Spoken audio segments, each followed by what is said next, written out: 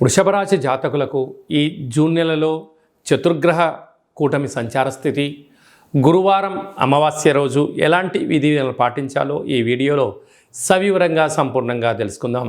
వృషభ రాశిలో ఏ ఏ నక్షత్రాలు వస్తాయనగా కృతికా నక్షత్రంలోని 2, 3, 4 పాదాలు, రోహిణి నక్షత్రంలోని 4 పాదాలు, మృగశిర నక్షత్రంలో 1, 2 పాదములు కలిపితే వృషభ రాశి. వృషభ రాశి యొక్క అధిపతి శుక్రుడు వృషభ రాశిలో సంచారం చేయడం వృషభ రాశి వారికి యోగదాయకం.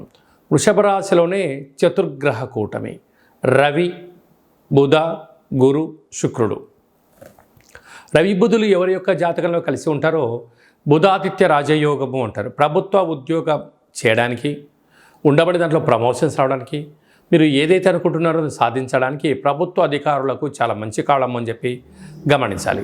అలాగనే రవిచేత గురువు, రవిచేత శుక్రుడు ఒకే రాశిలో ఉండడం వల్ల గురుమౌఢ్యమి, శుక్రమౌఢ్యమి అంటారు.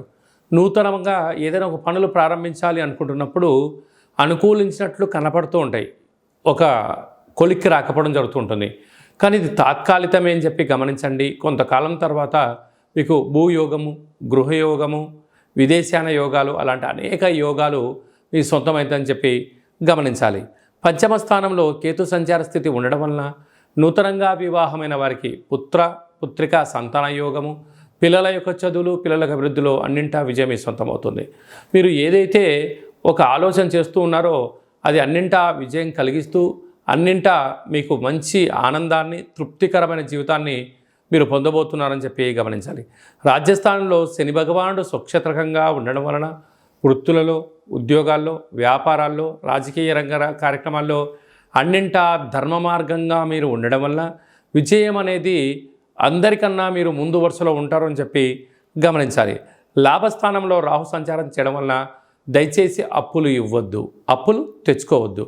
కారణం ఏమిటి అనగా కష్టపడి పనిచేయడం మీ వంతు, ఫలితాలు అనుభవించడం పక్కవారి వంతు అన్నట్టుంటుంది.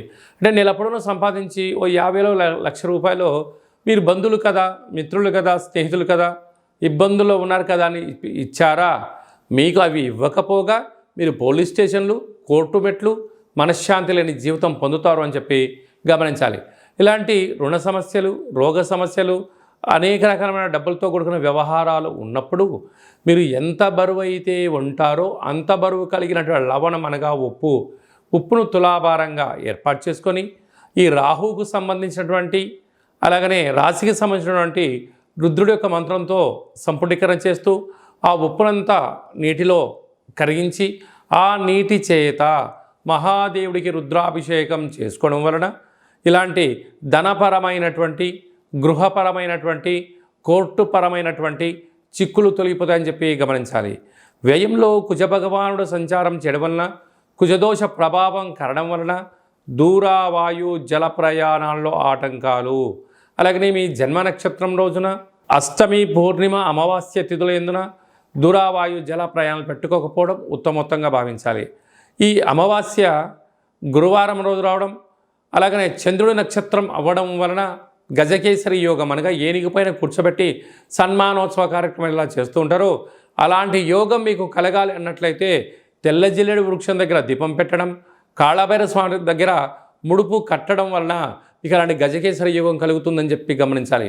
అలాగే రాశిలోనే చతుర్గ్రహ కూటమి కరడం వలన మీరు నివసించే ఇంటికి కానీ, వాహనాలకు కానీ, మీరు చేస్తున్న వ్యాపార కార్యక్రమాల్లో ఒక ఎర్రటి గుమ్మడికాయ దిశ పగొట్టడం వలన గ్రహదోషం తొలగి గ్రహయోగం కలుగుతుందని చెప్పి గమనించాలి.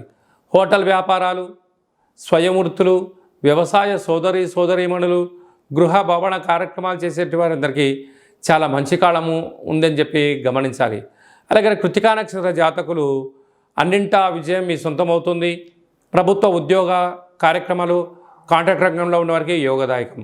అలాగే రోహిణి నక్షత్ర జాతకులు హోటల్, నీటితో కూడుకున్న వ్యాపారాలు, వస్త్ర వ్యాపారాలు యోగదాయకం. మృగశిర నక్షత్ర జాతకులకు బార్డరు, న్యావీ, పోలీస్, రక్షణ శాఖలో వారికి మంచి అవకాశాలు రాబోతుందని చెప్పి గమనించాలి.